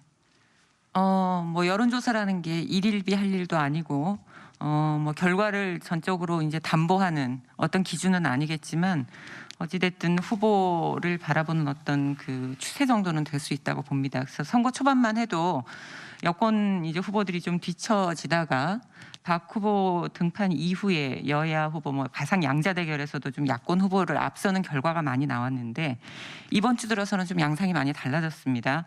야당 후보와의 경쟁에서 접전이거나 오히려 뒤지는 결과도 지금 나타나고 있는데요. 이렇게 좀 원인을 어떻게 보시는지 그리고 좀 한 가지만 더 또 추가로 말씀드리면 혹시 나는 준비가 돼 있고 나는 잘할 수 있고 나는 경쟁력이 있는데 LH 사태라든가 이런 것에 당정청의 그런 안일한 대응이 내 경쟁력을 끌어내리는 건 아닌가 좀 이런 생각은 안 해보셨는지 좀 솔직한 답변 듣고 싶습니다. 저는 이번 서울시장 선거 매우 힘들다고 했을 때 출마한 사람입니다. 그래서 출마한 지 한 일주일 지난 후부터 박영선 효과다라고 여론조사 기관에서 그렇게 평가를 해주셨고 또 서울 시민들이 평가를 해주셨습니다. 선거를 하다 보면은 부침이 있게 마련이죠. 그런데 지금 이 상황은 LH 사건 때문에 그 분노한 어떤 그런 그 시민들의 감정이 충분히 저는 거기에 포함돼 있다라고 생각하고 있습니다. 그래서 제가 오늘 그 조사 결과를 보고 이 조사 결과를 바탕으로 해서 당과 대통령께 강한 저의 생각을 건의드리겠다고 모두 발언에서 말씀드렸었고요. 그리고 저는 이런 어떤 LH 사건과 관련된 이러한 일들이 이번에 반드시 절연해야 합니다. 이거 절연하지 못하면 저는 대한민국이 그 선진국의 어떤 G7으로 가는 지금 이탈리아와 저희가 경쟁하고 있지 않습니까? 이탈리아보다 조금 아주 근소한 차이로 뒤져서 지금 G7에 못 들어가는 상황이고요. 그런데 이 G7으로 갈 수 있느냐 마느냐를 결정하는 굉장히 중요한 계기다. 그래서 저는 위기가 또 우리의 기회일 수 있다라고 생각을 하고 있고요. 그리고 이러한 관점에서 봤을 때 가장 혁신적이고 그리고 가장 개혁의 성과가 있었던 후보가 누군가 그것을 서울 시민들께서 판단해 주실 거다 이렇게 생각하고 있습니다. 네. 서울시와 이제 경기도 간의 뭐 그 도로 문제라든가 또 쓰레기 매립지 이런 문제로 협조할 부분이 꽤 많다고 생각을 합니다. 근데 지금 비문 대선 후보인 이재명 지사가 기본소득을 내세우면서 이제 민주당 쪽의 수뇌부들과 지금 충돌을 빚으면서 그 정책 브랜드화에 올인하고 있지 않습니까? 그래서 최근에는 그 민주당 소속 의원들과 이제 정책 협약식까지 한 걸로 알고 있습니다. 이런 이재명 지사가 과연 이제 서울시장과 협의원격하는 관계에서 양보를 하면서 이렇게 상호 협조적인 관계를 유지할지 아니면 상호 경제적 관계를 유지하면서 본인의 정책을 강화할지 여기에 대해서 지금 관측이 분분한 것 같습니다. 그래서 이에 대해서 어떻게 생각하시는지 말씀해 주시고 더불어서 이제 좋은 관계를 맺으려면 이재명 지사에 대해서 좀 잘 파악을 하셔야 되지 않겠습니까? 그러니까 이재명 지사의 장단점을 어떻게 보고 계신지 좀 설명을 해주시면 감사하겠습니다. 네. 경기도지사와 서울시장이 협조해야 되는 것은 너무나 당연한 일이다라고 생각이 됩니다. 그리고 이재명 지사의 기본소득 준비해야 하죠. 그런데 기본소득의 개념은 두 가지다라고 저는 보고 있습니다. 하나는 그동안에는 소득의 개념이 노동의 대가였는데 이거는 시민권이 있느냐 없느냐의 문제로 전환되는 것이고요. 또 하나는 지금처럼 생산은 많이 늘어나는데 인구가 줄어들 경우, 이런 경우에 이 생산을 소비하기 위해서 기본소득이 필요한 것이죠. 그렇기 때문에 저는 준비는 해야 된다고 생각합니다. 그러나 준비하는 것은 맞지만 지금 이것을 적용하느냐의 문제는 조금 저는 별개의 문제다라고 보고요. 꼭 하시고 싶으면 저는 시범적으로 적용하는 것은 할 수 있다라고 생각합니다. 저는 서울시장으로서 기본소득보다는 기본자산 개념으로 접근하는 것이 더 훨씬 그 서울시의 운영에 있어서 도움도 되고 이것이 맞다라고 생각하는데요. 왜냐하면 기본소득으로 접근을 하게 되면 재정 지출이 어마어마하게 늘어납니다. 그러면 이 재정 지출은 곧 다시 시민의 부담으로 돌아오거든요. 그러나 기본 자산으로 접근을 하게 되면 이 기본 자산은 나중에 다시 원금이 들어오기 때문에 어느 정도 이 재정 부담을 줄일 수 있습니다. 예를 들어서 20대 청년을 위한 출발 자산, 이것이 이제 제가 낸 공약 중에 기본 자산의 개념을 도입한 것인데요. 19세부터 29세 사이에 10년 동안 누구나 한번 그 신청을 하는데 내가 새로운 사업을 하고 싶다. 이렇게 사업을 하고 싶고 새로운 창업을 하는 청년에게 이 기본 자산 5천만 원을 드리려고 합니다.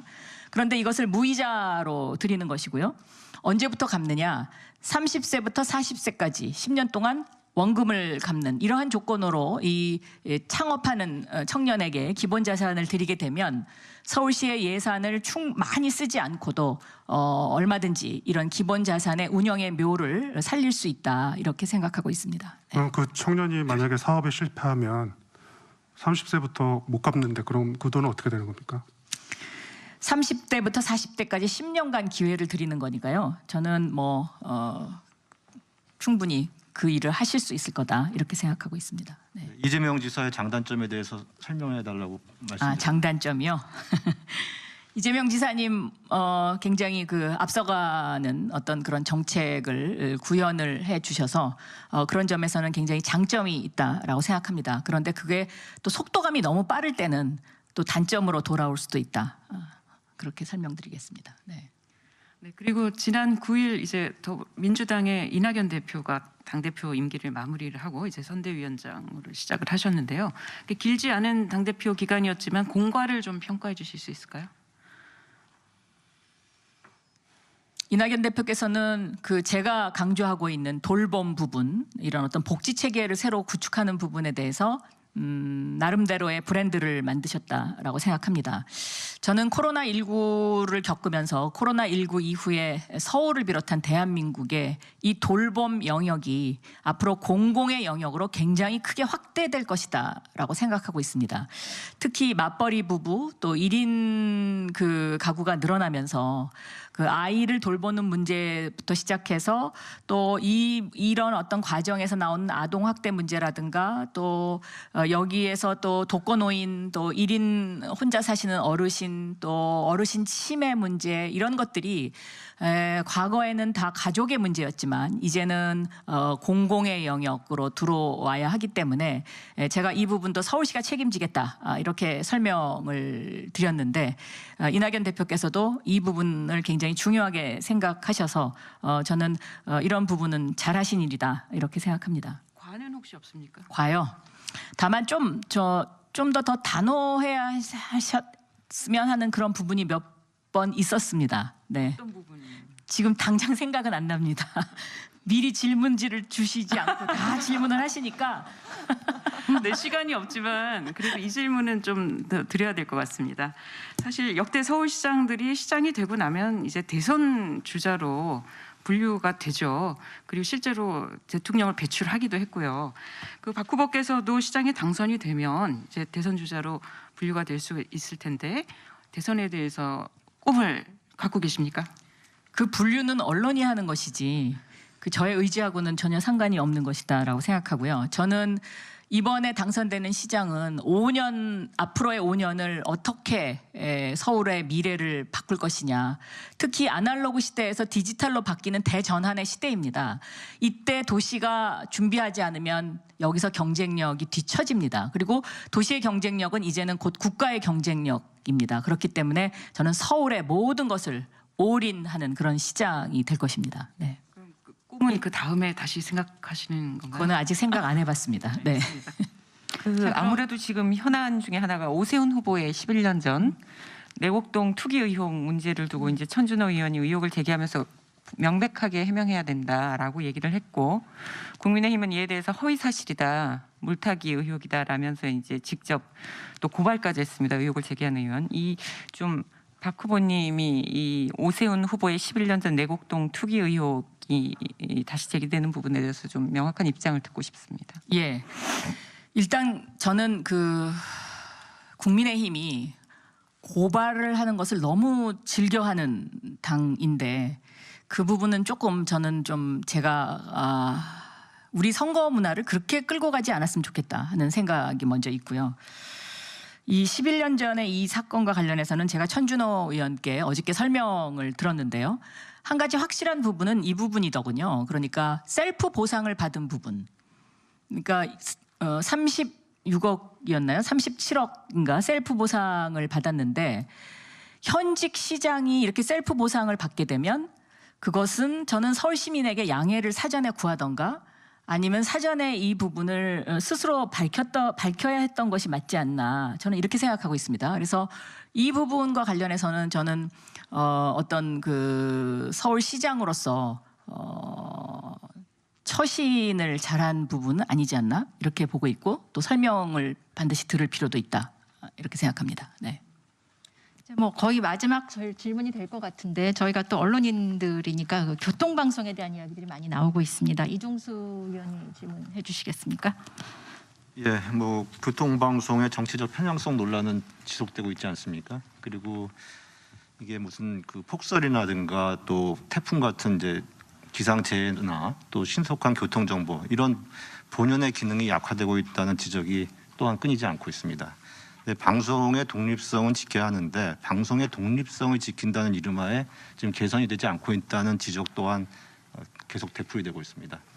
서울시장이 되신다면은 이 문제를 어떻게 푸실 건지 밝혀주시기 바랍니다. 지금 지적하신 방송의 독립성 문제와 방송의 편향성 문제는 제가 방송국에 있었을 때도 늘 지적돼 왔던 것이고요. 이것이 어떠한 정답이 있는 것은 아니죠. 그렇기 때문에 얼마만큼 균형을 찾고 균형감 있게 객관적으로 보도하느냐 이것이 언론의 생명이고요. 균형감이 없이 그 객관적인 보도를 하지 않으면 아마 시청률이 떨어질 것이다. 저는 이렇게 생각하고 있습니다. 네. 교통방송에 대해서 조금만 더 여쭤보면요. 교통방송이라는 게 원래 본연의 기능 글자 그대로 교통방송의 역할을 해야 되는데 그거보다는 요즘은 다른 일로 자꾸만 이제 언론에 오르내리게 되니까 이런 문제가 제기가 되는 것 같은데 서울시장이 되면은 그럼 그 교통방송의 위상에 대해서 다시 한번 어떤 뭐 지침이라든지 다른 어떤 계획을 갖고 계신지 좀 자세히 듣고 싶습니다. 제가 이거는 좀 확인을 해봐야 되는데요. 이 방송이 종합방송으로 아마 다시 허가를 받은 것을 제가 알고 있는데 맞습니까? 우리 전문 방송으로 돼 있습니까? 요거는 제가 좀 확인을 해보겠습니다. 그래서 그 방송이 어떤 목적을 가지고 그 허가를 받았는지에 따라서 거기에 충실하게 하면 저는 되지 않을까 이렇게 생각하고 있습니다. 네. 네, 그러면 이제 뭐 질문들 더 이상 없으시면 네. 서울시장 세 번째 지금 도전하시는데 각오를 좀 밝혀주시고요. 마무리 발언 겸해서 나는 이런 시장으로 기억되고 싶다. 간단히 한번 정리를 해주십시오. 네. 오늘 이 자리에 함께해 주신 언론인 여러분 그리고 또 방송을 시청해 주신 서울시민 여러분 감사합니다. 우리 언론인 여러분들의 날카로운 질문과 충고 명심하도록 하겠습니다. 저는 매일매일이 배움의 길이다라고 생각합니다. 오늘 이 자리에서도 많이 배웠습니다. 그리고 언제 어디서나 시민과 언론인 여러분의 목소리를 경청하는 서울시장이 되겠습니다.